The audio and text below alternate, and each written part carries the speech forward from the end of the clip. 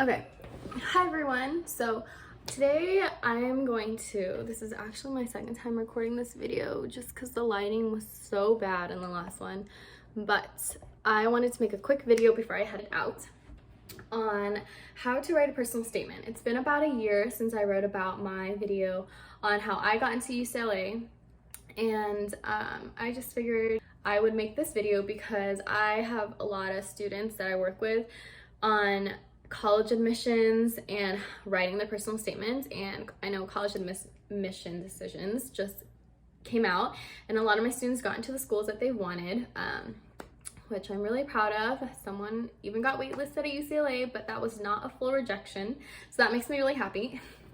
But what I wanted to talk about today was how to write a personal statement. I think that this is one of the hardest parts when it comes to, it is the hardest part when applying for colleges, because there's just either you don't know what to say about yourself, or there's just so much to say about yourself that you don't even know where to start. And so I wanted to make this video to help someone out, and hopefully it does. So when it comes to writing a personal statement, I think that there are a few things that people tend to forget, and that is that when you're applying to these colleges, there are spots on the application where you can put in your awards. There are spots where you can put in the jobs that you've done, the clubs that you're a part of, or just like any extracurricular activities that you are a part of or you were a part of. And basically, in these sections, there is a word limit, and it's very little compared to obviously your personal statement. And then this is kind of where people feel like they didn't get a chance to really explain what it is that they're a part of or what it is that their club does, things like that. And then they'll take all of these things that they wrote in their application and try to make a personal statement on all of the topics. And let me just start off that is a big no. Like, that is a big fat no. You do not want to do that. There is no way all of the things that you are doing or have done or awards that you've gotten are somehow all connected to each other. There's just no way. And even if there was a way, your essay would sound very bad, because I think it would be very hard to follow on how all of these connect to one another. And when I work with students, I feel like I always tell them to, some of these students I've been working with for a long time, like just prior to starting college, so I know a lot about their personal lives, but there are also some where I've never met until June when I start helping them with their essays. And so I would ask them to fill out their application part, awards, the things like that, those little sections, and then I have them write a rough draft of where they've gotten with their personal statement. And the main thing that I see that a lot of students do that's just not good is kind of combine all of these things together. You know, like I was saying before, it just there's no way all these things would flow, and even if it did, it just probably would not sound good. And so what you need to take away from this is that you need to take one thing out of that section that's really important to you, whether that be an award, whether that be a job, a club you're a part of, or a sport. You need to really talk about that thing and why it means so much to you, right? The one thing that people think really matters is the duration of the thing that they're writing about. So for example, when I was applying for colleges, I didn't have any sports because I am not athletic whatsoever. I had jobs that were like relating to tutoring. I can't even like think of the clubs I was a part of besides like the Spanish club. And I was like the president of the Spanish club at my school, but like I didn't even write about that because it was important to me, but it wasn't important enough for me to write about as my personal statement. But anyway, so there was also like me volunteering at the hospital, and then like me teaching at a Sunday school. So those things were what were on my application. And so what I chose to write about was the fact that I was a tutor. And had I picked, if the Spanish club meant a lot more to me, that duration would have only been a few months, because I think I was only like, you were only voted to that position like fall, whatever, honestly I can't remember, but that position would have only been a few months. And that's fine as long as it's so important to me that I feel like I have a lot to say about it. And for me personally, I just did not have a lot to say about that position of mine when compared to me being a tutor. And so I chose to write about tutoring, and then when you write your personal statement, you really need to talk about why it's important to you, why is it that you did what you did, and how did it change not only you, but like how will it change the lives of those around you in the future.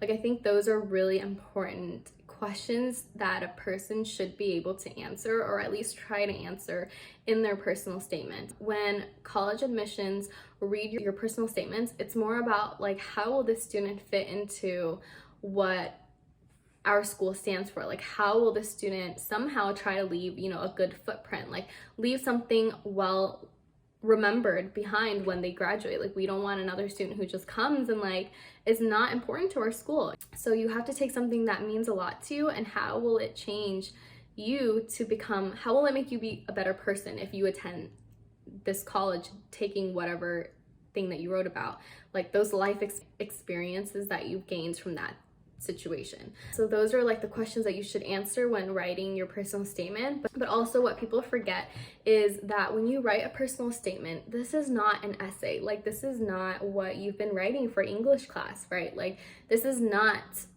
something that I would dread having to read. This should be a story, like a New York Times bestseller. I should read the first sentence of your story and be like, oh my God, I need to read more. Like, I do not want to read an essay. That is so boring.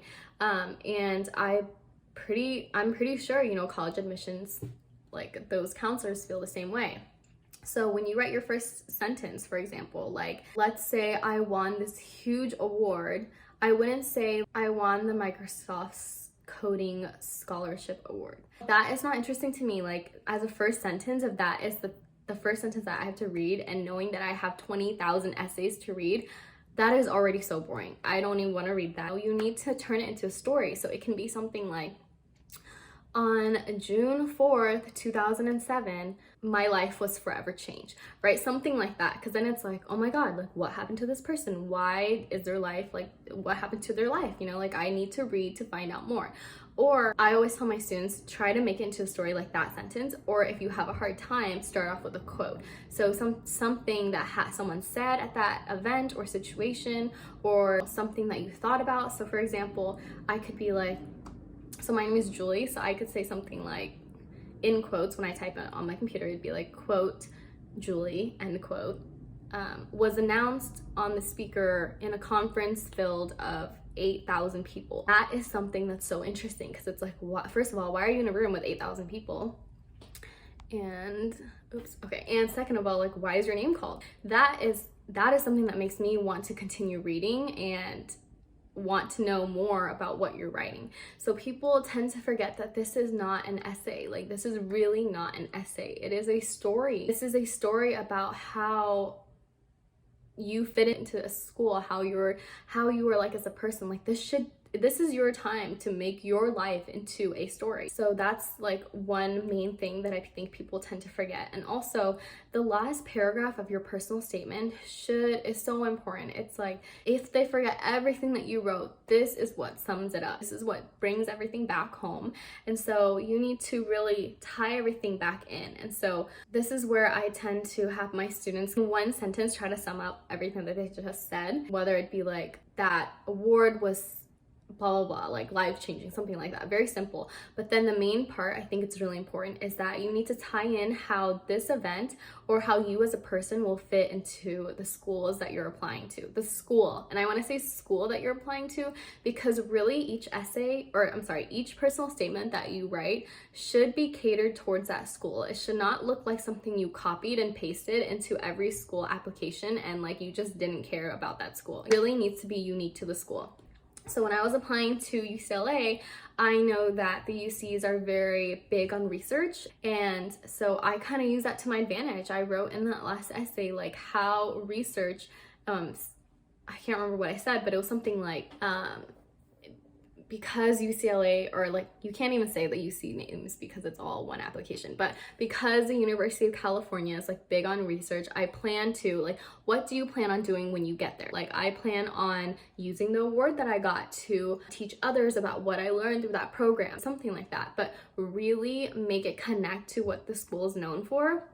And this should kind of be easy, because even if you don't know anything about a school, it's not hard to Google UCLA mission statement. Really tie in what they value as a school and how it can help them if you go there, but also how it can help you, right? Because at the end of the day, they are not the only people who have a say in where you get to go. Although their decision kind of comes out first, you also get a say. So like, you don't have to pick UCLA if they let you in, right? Like, you also want to know, you also want them to know how they can, like, what they can offer you, right? It's like a win-win situation. So that is what's really important.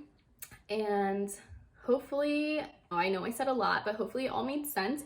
And I know from my last video that I made like a year ago, if there's anything that did not make sense to you, I know people left comments and messaged me. So again, if there's something in this video that confused you or you just didn't understand, feel free to leave me a comment below and I'll get back to you as soon as I can. But hopefully this helped, and good luck applying.